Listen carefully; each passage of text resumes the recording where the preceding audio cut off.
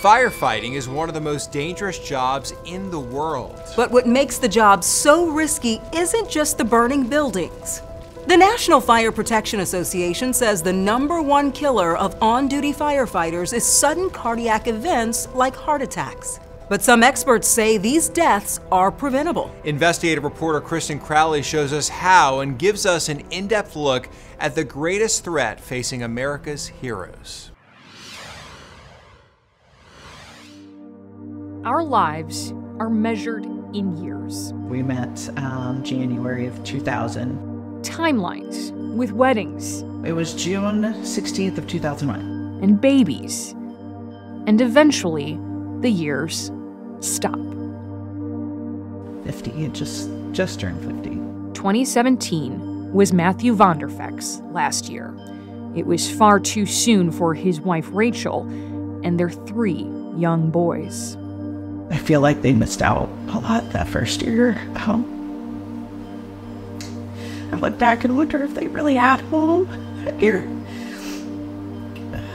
Did you ever worry about his safety as a firefighter? Yeah, absolutely. Rachel worried about the fires, that Matthew could get trapped in a burning building, fall through a roof or a floor. But that's not how he died. I was on my way home from work a little after 4. My oldest son, Keegan, who was 10 at the time, used his dad's phone and took a picture and texted to me of his dad and said, "Dad's cold and not breathing." Matthew collapsed in his living room and died from a heart attack. No one saw it coming. That never crossed my mind because he was still so young, and he took care of himself. What Rachel didn't know at the time was the majority of firefighters killed on duty die from sudden cardiac events.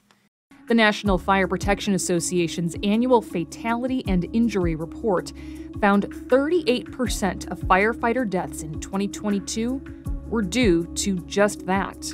While Matthew was off duty at the time, his death was ruled in the line of duty because the department said his heart attack was a result of his work. We know that there's much more to the hazards that firefighters experience than battling a fire. That's Richard Campbell, the senior research analyst for the NFPA and the person behind its annual study. Campbell says cardiac deaths were the #1 cause of on-duty firefighter deaths for 42 of the last 45 years. Why are cardiac events the #1 killer among firefighters? Exposure to fire smoke, heat stress, noise, shift work, physical workload. They're carrying a lot of heavy stuff. And it's likely for years, those deaths have been underestimated. Since the study began in 1977, it only counted those deaths if they happened while the firefighter was on duty. That includes during training exercises, when they're actively battling fires, or even when they're sleeping at the fire station. Now, it includes those who die within 24 hours of duty. In 2022, the first time that change went into effect, 16 firefighters fell into that category, bringing the total number to 36 who died from sudden cardiac events, the highest in the last 5 years.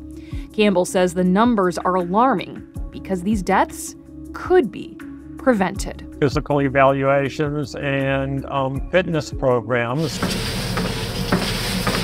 And preventing firefighter deaths is exactly what one company says it's determined to do. We find a tremendous amount of cardiac disease. Todd LeDuc is deputy CEO of LifeScan, a company that gives physicals tailor-made to first responders. I'm gonna add a little bit of incline. It's more involved than an average physical.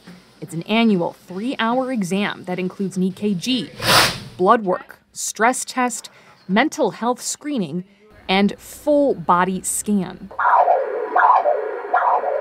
A significant number of the firefighters that we examine, on imaging, we see that the heart muscle is larger than a normal heart muscle.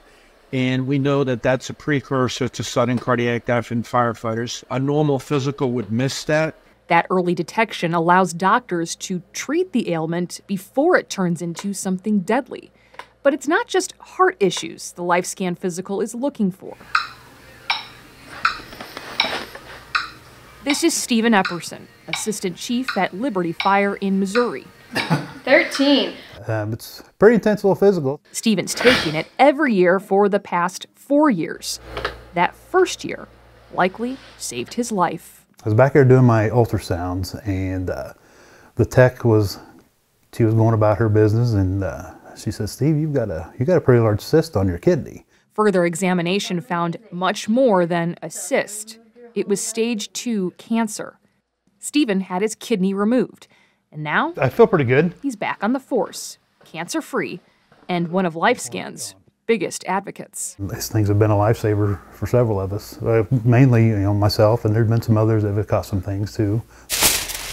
I'm going to listen to your heart first. The NFPA recommends firefighters get annual physicals like LifeScans, but it's not mandatory. So tell me how many cubes you see? Even some departments that have signed up with LifeScan don't require firefighters take the physical. Matthews Fire Department in Lincoln, Nebraska didn't have LifeScan or any similar type program, but Matthew had a checkup with his doctor just weeks before he died. I know that our doctor felt terrible that she missed something, but I don't, you don't know. Do you think if he had had more advanced looks at his health that maybe it could have been prevented? I do. Rachel doesn't blame anyone for what happened to her husband. Instead, she finds comfort knowing that what's being learned today could help families tomorrow, hoping they can continue measuring their life by the years instead of measuring it by the years lost. Right now, LifeScan says it serves about 650 departments across the United States, and that number is growing. But these specialized physicals come at a cost. Liberty Fire says it spends anywhere from $540 to $640 a person, about $43,000 a year. LifeScan says the cost depends on a department's size and their location.